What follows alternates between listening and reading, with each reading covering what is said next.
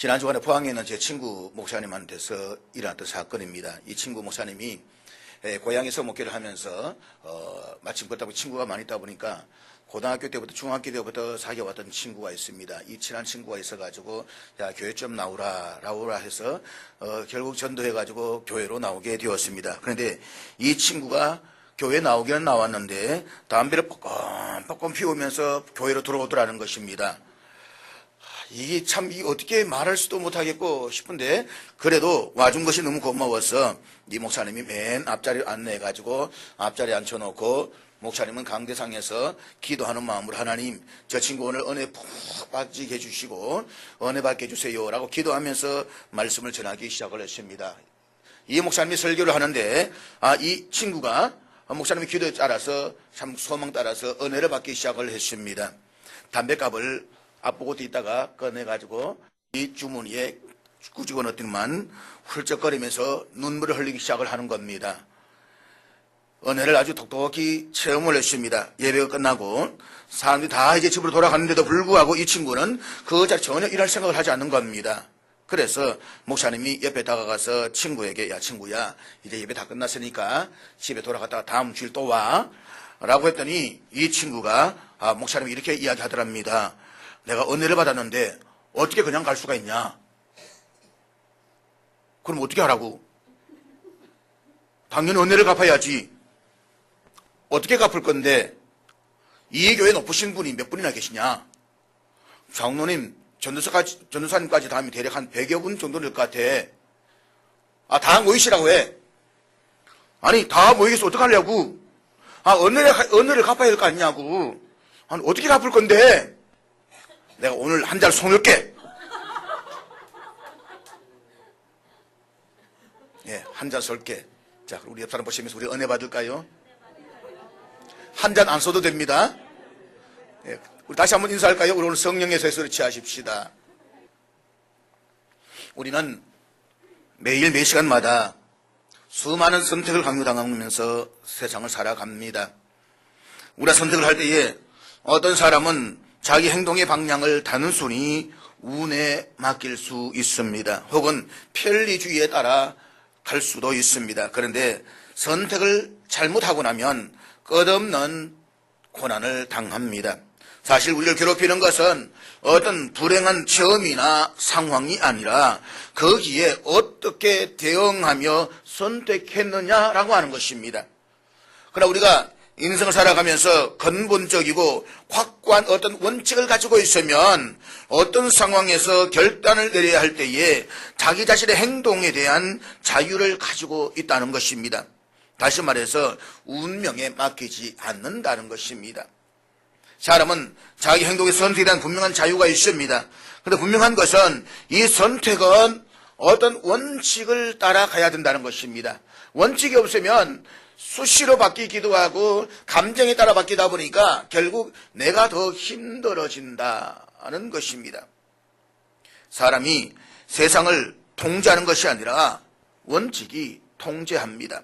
우리 자신의 행동을 통제하지만 이런 행동의 결과는 원칙이 나를 통제한다는 것입니다.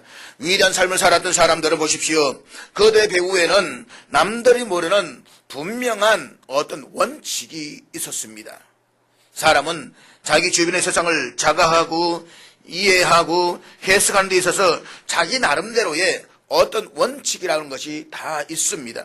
그리고 우리가 어떤 선택을 하게 될 때에 기분에 따라 하는 것과 또 운명을 따라 하는 것 그리고 진리를 따라 하는 것의 결과는 전혀 다르게 나타나는 것입니다. 우리가 그와 같은 교훈을 오늘 본문에 있는 빌라도를 통해서 깨달을 수가 있습니다. 빌라도, 그는 십자가의 사건을 만들었던 중요한 배역들 가운데 한 사람이라고 말할 수가 있습니다. 역사적으로 기독교 교회가 고백해왔던 사도신경 가운데는 빌라도와 관련해서 다음과 같은 구절이 있습니다.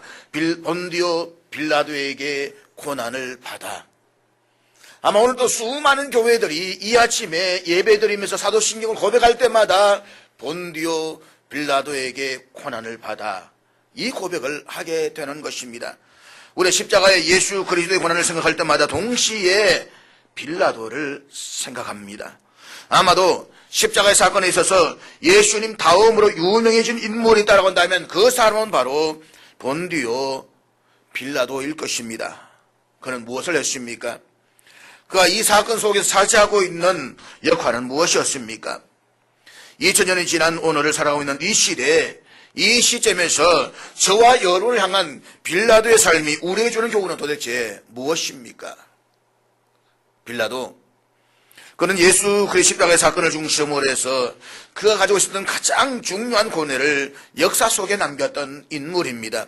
오늘 본문에 보면 빌라도는 예수님에 대한 아주 유명한 자신의 고뇌의 메시지를 남기고 있습니다. 그리고 이 고뇌를 통해서 알 수 있는 것은 빌라도 총독은 예수님이 전혀 죄가 없으시다는 사실을 분명하게 알고 있었다는 것입니다. 예수님이 전혀 죄가 없다는 사실을 빌라도가 알고 있었다라는 이 심정을 우리 두 가지 측면에서 찾아볼 수가 있는 것입니다.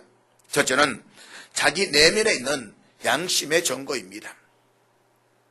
그 당시의 역사적 정황으로 미루어 보아서 빌라도 총독은 예수님이 죄가 없으시다는 사실을 확신하고 있었다는 사실에 틀림이 없습니다. 그게 본문 19절 말씀인데 18절 말씀, 우리 18절 말씀을 다 같이 읽도록 하겠습니다. 같이 읽습니다. 시작. 빌라도, 그는 예수님이 지금 왜, 무엇 때문에 이와 같은 공격에 처해 있는지를 분명히 알고 있었습니다. 여기에서 그들은 대제사장들과 서기관들 그리고 장로들과 같은 당시의 유대 종교 지도자들과 정치적인 지도자들을 의미하는 것입니다.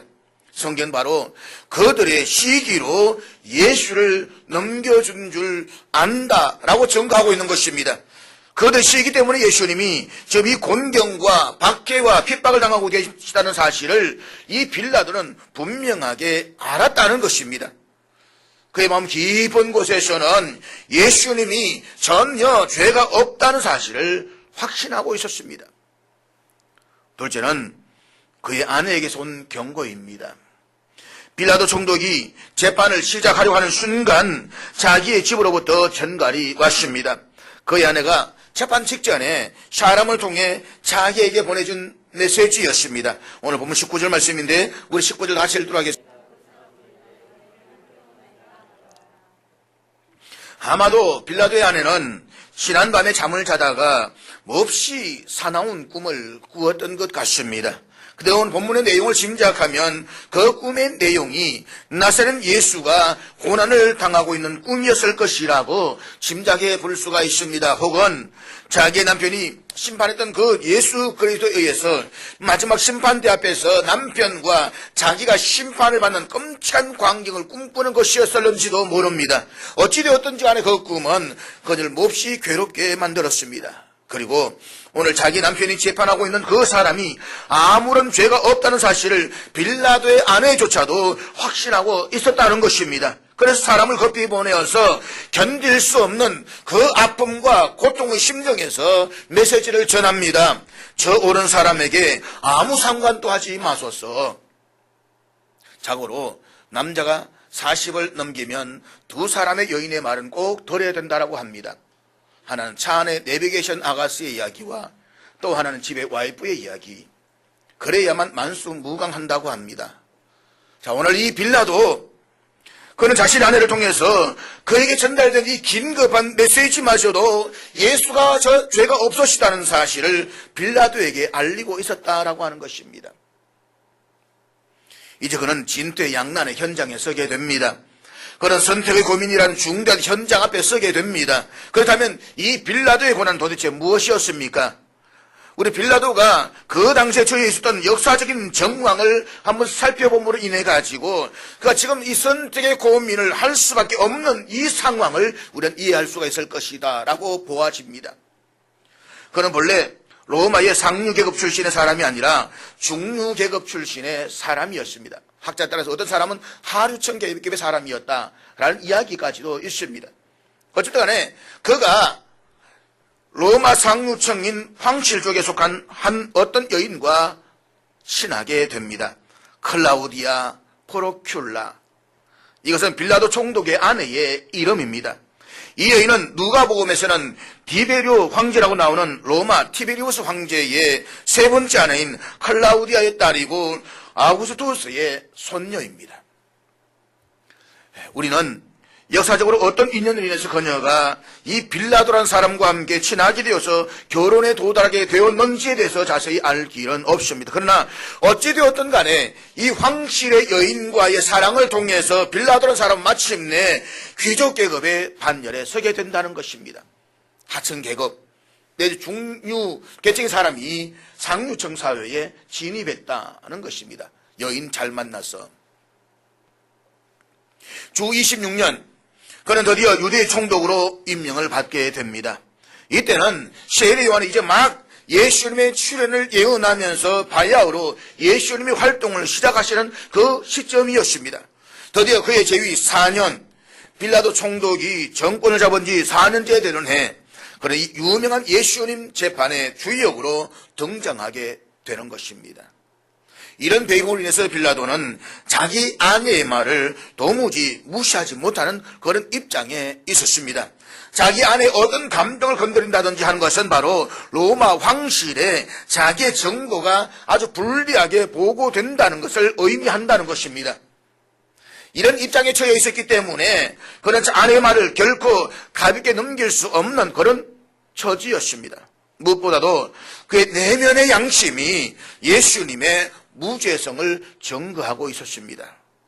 빌라도는 예수님의 죄가 없었던 사실을 분명히 알고 있었습니다. 그렇지만 그는 또한 그 당시 유대의 군중들을 무시할 수 없는 그런 상황이 있었다는 것입니다. 이 군중들은 예수님의 처형을 원하고 있었습니다. 빌라도는 그의 총독 취임 시작부터 유대 군중들과 여러 가지로 대립과 갈등 관계를 겪어왔던 인물이었습니다. 먼저 그의 취임 초기에 그는 유대인들에게 로마의 황제 숭배를 강요하다가 유대인들과 아주 심각한 갈등 속에 빠진 적이 있었습니다. 특별히 유대 역사가 요세푸스에 의하면 빌라도는 로마 황제의 초상이 새겨진 휘장을 사용하거나 빌라도와 황제의 이름이 새겨진 방패를 걸어 놓음으로 인해 가지고 유대인들의 감정을 자극했다는 것입니다. 유대인들은 구약 성경의 영향과 율법에 대한 그들의 순종과 충성심으로 말미암아서 어떤 형상이든지 그 이미지를 향한 우상 숭배를 철저하게 거부하고 있었던 사람들입니다. 더구나 그들이 왜 멸망했습니까? 그들이 바벨론 멸망한 중요한 이유는 우상을 섬기고 하나님을 떠났기 때문이었습니다. 그래서 그들이 바벨론에서 포로로 돌아오면서 결심한 것이 있습니다. 이제부터 절대로 예루살렘 성에서 이 우상을 섬기지 말자. 이제 철저히 하나님을 한번 믿어보자. 그래서 이 땅이 다시금 메시아의 나라 다윗과 그 시대를 한번 꿈꾸어보자. 이것이 바벨론 포로에서 돌아왔던 유대인들의 희망이고 소망이었습니다. 그렇기 때문에 어떤 상황이 있어도 유대 성 안에서의 우상은 용납하지를 못하는 겁니다. 이 극단적인 사건이 AD 90년 이스라엘의 폭동입니다. 디도 장군이 돼지머리 가지고 예루살렘 성에 입성했습니다. 그랬을 때 이스라엘 모든 백성들이 들고 일어났습니다. 얼마나 심각하게 싸웠냐면 결과적으로 그들이 전쟁에서 밀릴 때에 마사다라고 하는 그 산성으로 도망을 갑니다. 그 마사다는 전의 요소로서 절벽을 가르듯이 되어온 산입니다. 그런데 디도 장군이 도저히 첨예를 못하니까 옆에 똑같은 토성을 쌓고 올라갑니다. 똑같은 토성을 쌓고 2년 만에 진입해서 들어가니까 이스라엘 백성들 하나도 없이 다 자결하고 없다는 것입니다. 모두가 다 자결해버렸습니다. 이런 이스라엘 백성들입니다. 그렇기 때문에 그와 같은 상황 속에서 빌라도가 황제의 형상을 이미지화한 것이라든가 사진이라든가 아니면 우상을 세워놓고 숭배해라 라고 하는 것은 이스라엘 백성들에게는 생명을 내놓는 것과 똑같다라고 하는 것입니다. 그렇기 때문에 로마 황제 숭배를 강요했던 이 상황에서 유대 군중들의 빌라도 총독은 서로 간에 깊은 교착 상태에 빠져서 민중들의 시기와 폭동 앞에서 참으로 난처한 지경에 처해 있었다라고 하는 것입니다. 거기에다가 그는 얼마 후에 자신이 다스리고 있었던 지중해 해안 도시 가이사랴의 소위 거대한 수문을 건축합니다. 지금도 거기 가보면 이 거대한 가이사랴 빌립은 수문이 굉장히 관광으로 대단하게 보여주고 있다라고 이야기를 합니다. 이 숨은 건축에 따른 여러 가지 비용으로 인해서 과도한 세금을 징수하다가 또다시 유대 민중들의 폭동을 접하게 됩니다. 그런가 하면 성전의 보물들을 압수해서 막대한 재산을 모았습니다. 그래서 요세푸서는 빌라도를 강탈자와 포악자로 묘사하고 있습니다. 이로 인해서 빌라도 총독이 정치를 별로 잘하지 못한다라고 하는 소식이 로마의 정부에 끊임없이 들어가고 있었다는 것입니다. 여러분, 식민지 국가에서 총독을 파송을 했는데 그 총독이 식민지 국가를 올바로 다스리지 못한다면 결과는 무엇입니까? 소환인 겁니다. 돌아와 계급을 다 박탈하고 소환에 처한다라고 하는 것입니다. 아마 어쩌면 빌라도는 예수를 재판하기 이전에 그의 총독직을 위협하는 민중봉기를 이미 여러 차례 경험했습니다. 만약에 한 번 더 유대 민중들의 비위를 거스렸다가는 빌라도 총독이 대단히 난처한 지경에 빠질 수 있는 그런 지경이었다는 것입니다. 이런 상황에서 지금 군중들은 간접적으로 빌라도에게 이렇게 위협하고 있는 것입니다. 저 나사렛 예수가 스스로를 자칭 황제라고 칭하고 있는데 당신이 만일 저 나사렛 예수를 두둔한다면 그것은 로마 황제에 대한 반역이 될 것이요.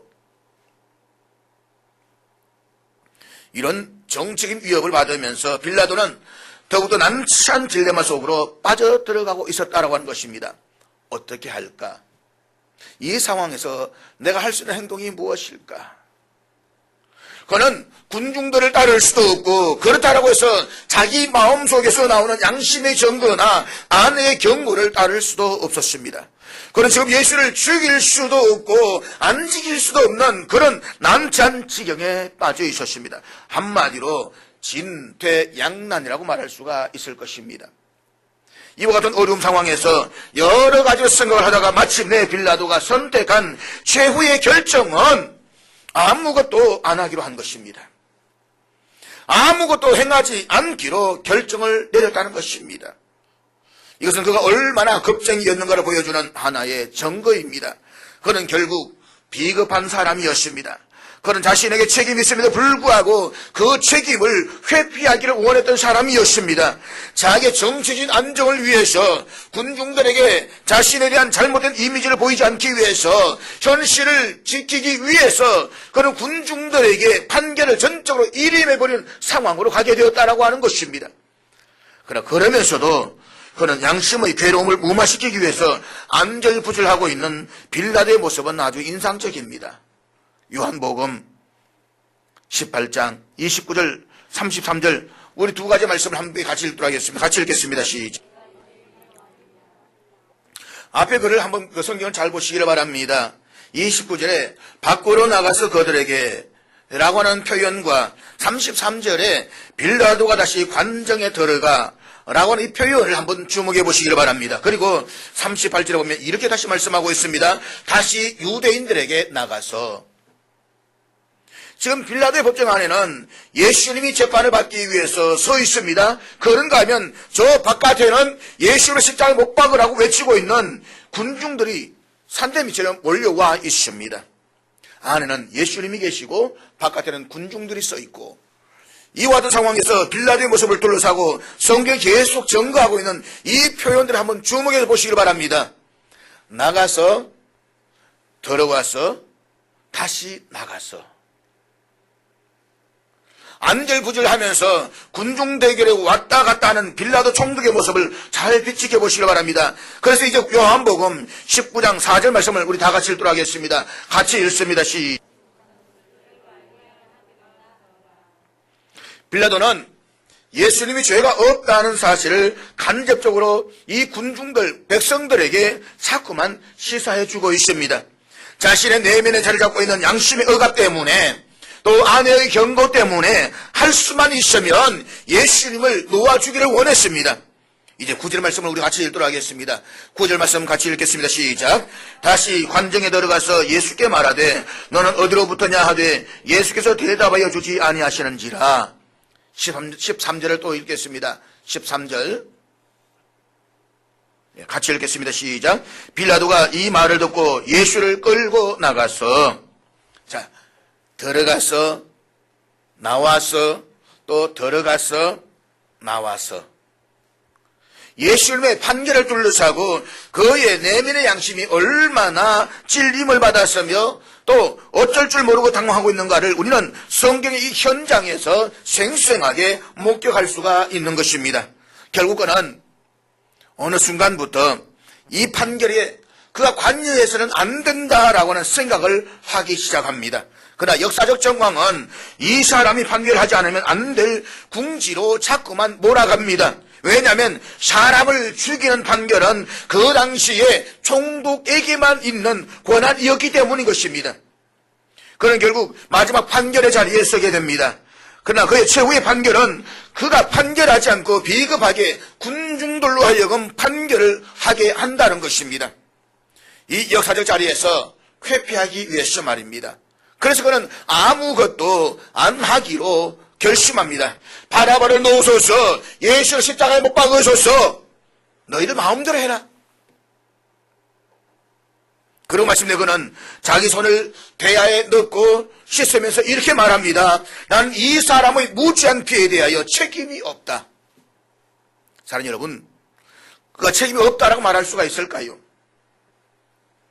우리 예수님의 재판을 맡았던 이 한 인간, 빌라도의 고민을 나름대로 이해할 수는 있습니다. 자신이 살기 위해서, 이 총독의 지위를 유지하기 위해서 그가 할 수밖에 없는 사실의 현실을 우리는 인정할 수는 있겠습니다. 그러나 그는 결국 역사적 책임에서 발뺌을 하기 위한 비급자의 자리에 서고 말았다는 것입니다.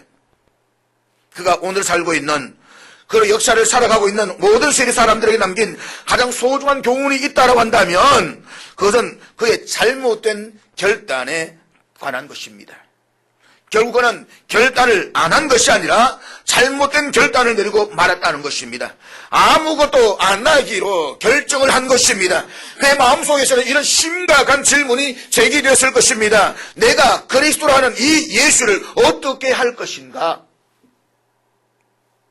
그리고 이 물음 앞에 그의 마지막 결단은 아무것도 안 하기로 결정한 것입니다.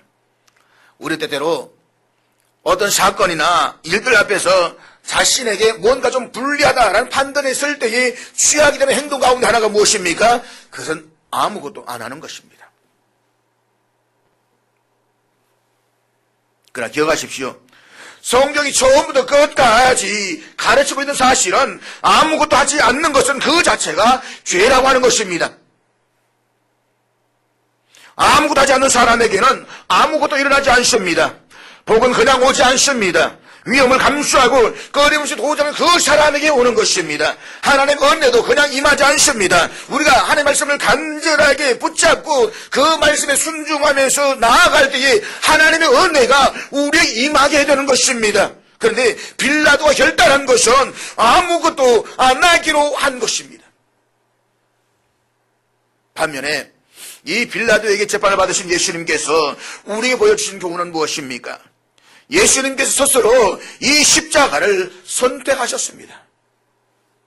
그분은 역사적 정황에서 얼마든지 십자가를 거절할 수가 있었습니다. 그럼에도 불구하고 우리의 죄, 인류의 죄를 짊어지고 십자가를 선택하십니다. 빌라도의 물음에 침묵으로 응수하시는 예수님, 결코 자기를 변호하지 않으시는 그분, 필요하다면 이 상황 속에서도 예수님은 빠져나갈 수 있는 기회가 얼마든지 있었습니다. 그러나 그분은 선택하십니다. 전 인류를 위해서, 여러분과 저를 위해서, 온 역사 안에 해결하지 못할 죄의 문제를 위해서 십자가를 선택하십니다. 하나님의 진노와 저주를 영원히 피할 수 없는 모든 사람들을 위해서 스스로 십자가를 지기로 선택하십니다. 이 예수님의 모습과 자기 삶의 가장 중요한 현장에서 선택을 회피하고 있는 빌라도의 모습은 얼마나 대조적인 것입니까? 결국 하나님의 마지막 정죄 대상인 사람들은 아무것도 안 한 사람들입니다.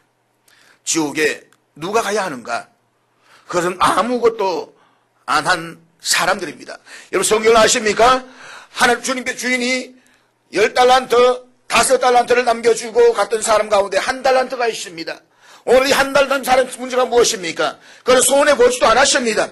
원금을 그대로 가지고 왔습니다. 그러나 이 사람의 가장 심각한 문제는 아무것도 안 했다는 것입니다.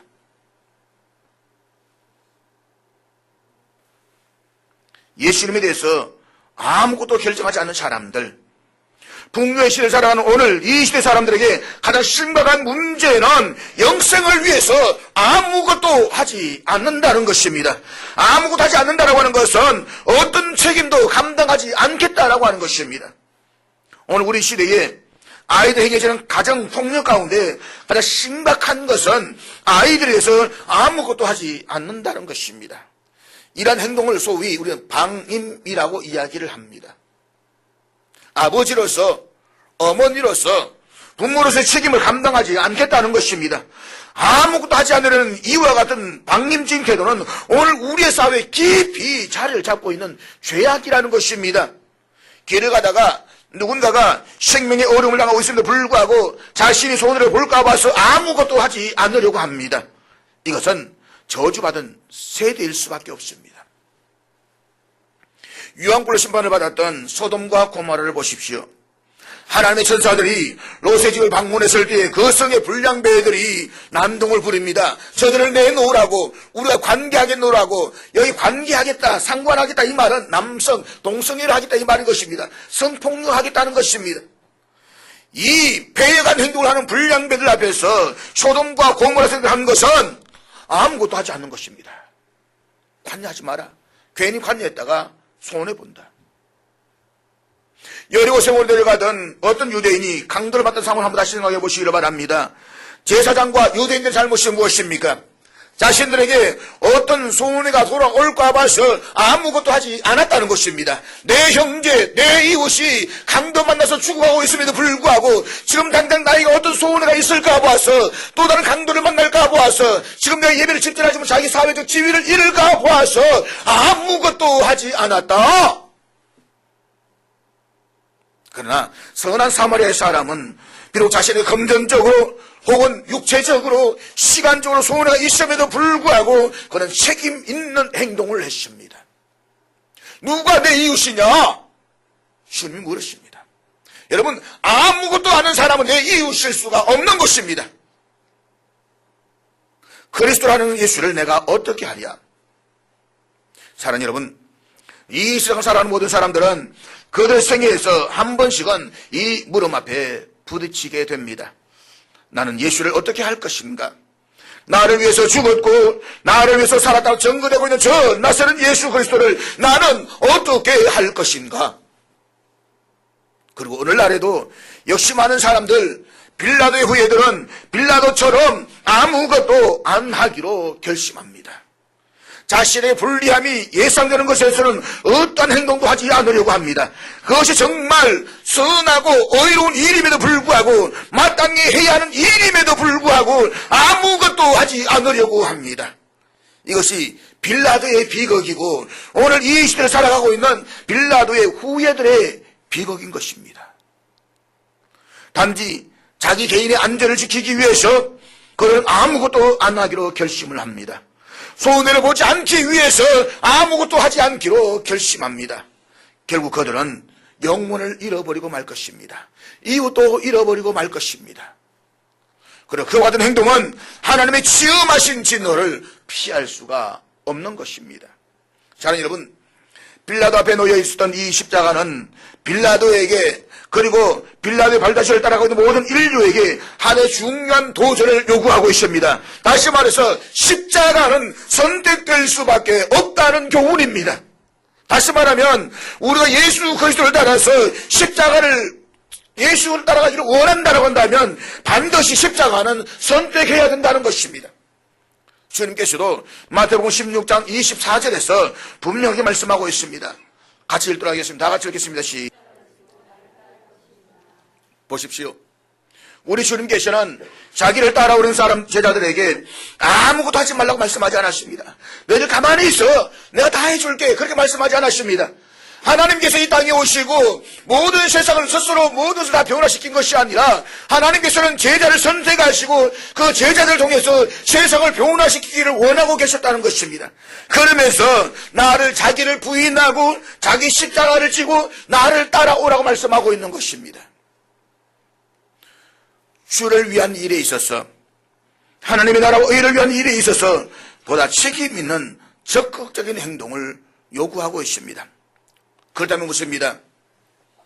사랑하는 여러분, 당신은 이 십자가 앞에서 어떤 결단을 취하시겠습니까?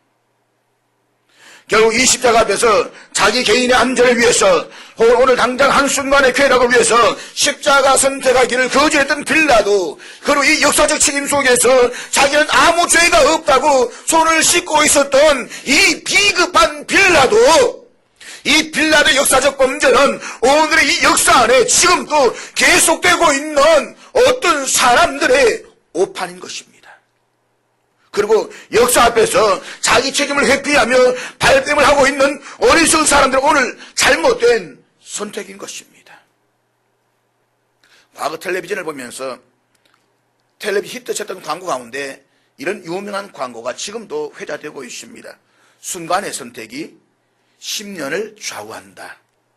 아닙니다. 순간의 선택이 영원을 좌우합니다. 그리고 그리스도 안에서 바른 믿음의 선택이 얼마나 중요한 것인가를 우리는 잊어서는 안 되는 것입니다. 사랑하는 여러분, 만일 여러분이 이 빌라도의 자리에 서 있었다고 한다면 여러분은 어떤 결정을 하시겠습니까? 그리스도라는 예수를 내가 어떻게 하랴? 예수님께서 십자가를 지시기 위해서 마지막 최후의 고통을 받으시던 이날, 제자들의 발을 씻기시고 그들과 마지막 만찬을 나누시고 자신의 십자가의 죽음을 분명히 예언하시면서 기드론 시내를 건너 드디어 십자가에 못 박히실 그 자리를 향해서 스스로 나아가시던 주님, 그 주님은 오늘 이 빌라도의 사건을 통해서 저와 여러분에게 다시 한번 이 중요한 선택의 질문을 제시하고 있습니다. 그리스도라는 예수를 내가 어떻게 하랴? 기도하시겠습니다.